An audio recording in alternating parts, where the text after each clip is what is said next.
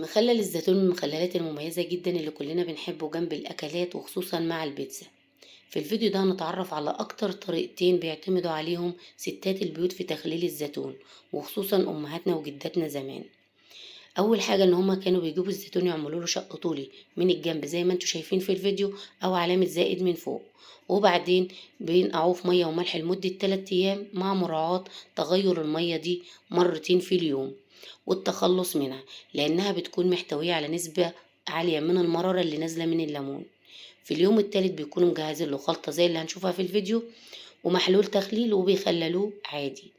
الطريقة التانية هي طريقة الدباغة، بمعنى ان احنا بنلفه بكمية من الملح بدون اضافة اي مية، والطريقة دي هنقولها مع بعض عملي في الفيديو.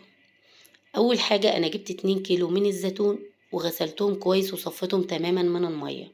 بعد كده عملت له شق طولي من الجنب بالسكينة، وبعدين لفيته بربع كيلو من الملح الناعم، وضروري جدا يكون الملح يكون ناعم. ال2 كيلو خدوا مني ربع كيلو من الملح.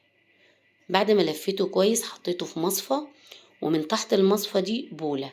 في اليوم التالت كان نزل كمية كبيرة منه من المية والمرارة من الزيتون لوحده تلقائيا بدون ما اضيف له اي مية.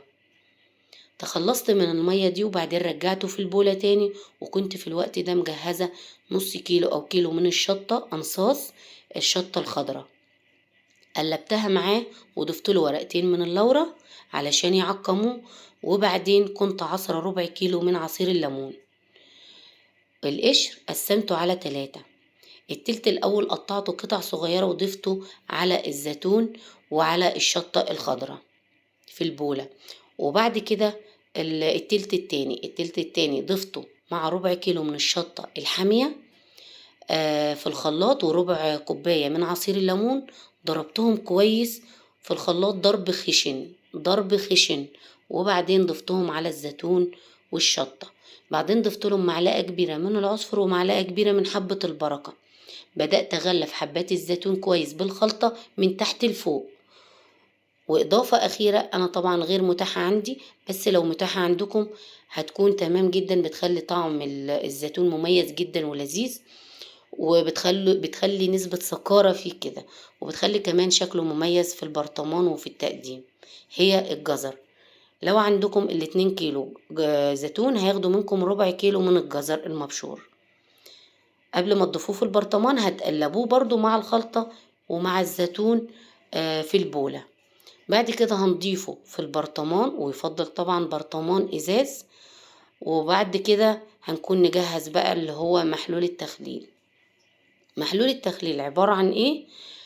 ال2 كيلو من الزيتون خدوا مني قد ايه مية. المية دي فترة من الحنفية، انا ما غليتش مية ورجعت بردتها ولا اي حاجة.